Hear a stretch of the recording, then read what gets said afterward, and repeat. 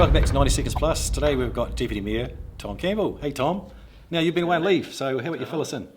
So, Nobby and I always make sure that we're not away at the same time. Yep.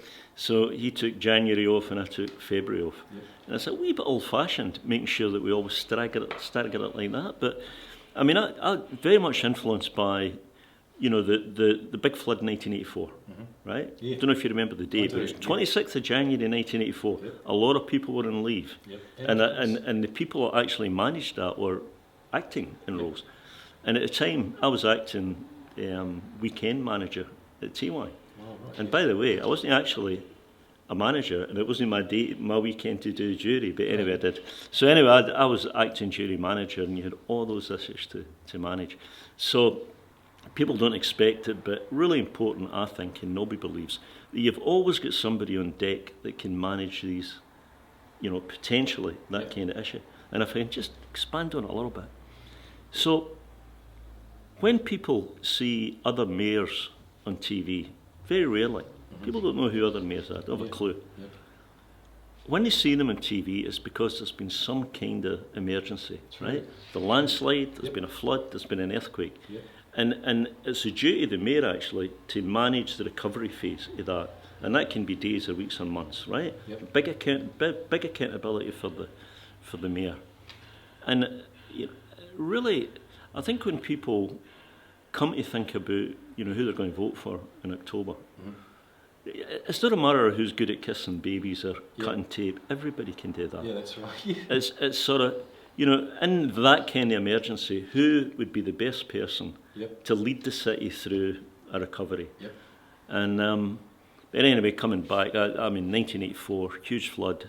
It's always lived in my memory. Yeah. I could speak for a day about it. We don't have time. I could speak for a day about it.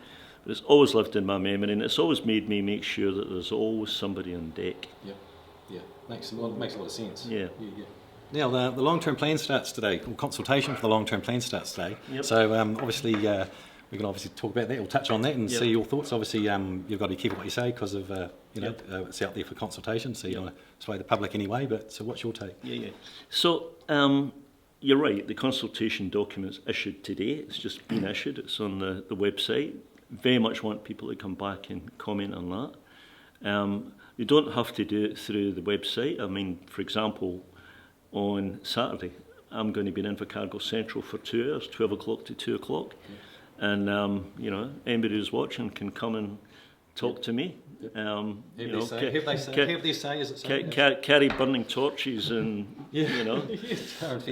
pitchforks if they want, but they can come and talk to me, and there'll be other councillors here too. Yep. And that's part of the consultation. It's actually the richest part of the consultation is that face-to-face discussion. But in the meantime, look, now that it's issued, it's critical that councillors listen. Right? Yeah. Stop talking. At the moment, to be honest with you, Mike, you read the paper same as me, people talk across one another, right? And they've got to start listening, not only what each other are saying, but more importantly, what the public are saying. And I had, my Irish granny, Mary Paul, she used to say to me, you've got 2 ears and one mouth, right? Make sure you're listening twice as much time as you're talking. Right, and that's pretty wise advice. It is actually. And I think I think a few people have said to me, if we're coming on council, what advice have you got? And I've always said that to them. You got to listen more than you talk, and too often people just talk across one another. So in the face of it, there seems to be a wee bit of an impasse about where we go on rates. The reality is that I think when we hear what the public have to say, we get back together again in April, and hopefully there are some open minds. And maybe we find some better compromise than where we are at the moment. I'm not going to say what my position is because I think it's inappropriate now that consultation's open. But if anybody really wants to know, they can go back to our interview in January and they can read it there. There we go. Watch it there. But we started consultation, so no. And anyway, again, if people are able to come to Invercargill Central on Saturday, 12 o'clock to 2 o'clock, then I'm there. Don't bring fruit to throw. Just Now, the other topic is fees from dog. Was it registrations through to all sorts of fees? Council's bumping up. So you can only bump that stuff up so high before it starts cutting it again, kicking in or cutting into people's, especially with those with fixed incomes. So what's your take? So my take is that I would actually bump them up a little bit higher. Okay. And the reason for that is because the total amount of money that council has to spend is mainly made up of fees and rates, right? Yeah. So the more you charge user pays, the more you charge people in fees, the less you have to use in rates. So if only to be fair, Tom, if only that was was the theory. It doesn't work that way. They still hike up both. No, I know, but assuming the cake's the same size, right? It's made up of fees and rates. And I would rather have transferred more of the cost to fees. But the fees are going up 5%. Now, in the consultation document, it's proposed to move rates up over 9%. Yeah. What that means is that Mrs Brown in South City is actually subsidising somebody who's parking in the city. Yes, true. That's what it means, right? Yes. So I would have preferred an approach that was more balanced, and people can come back and say that. Yeah.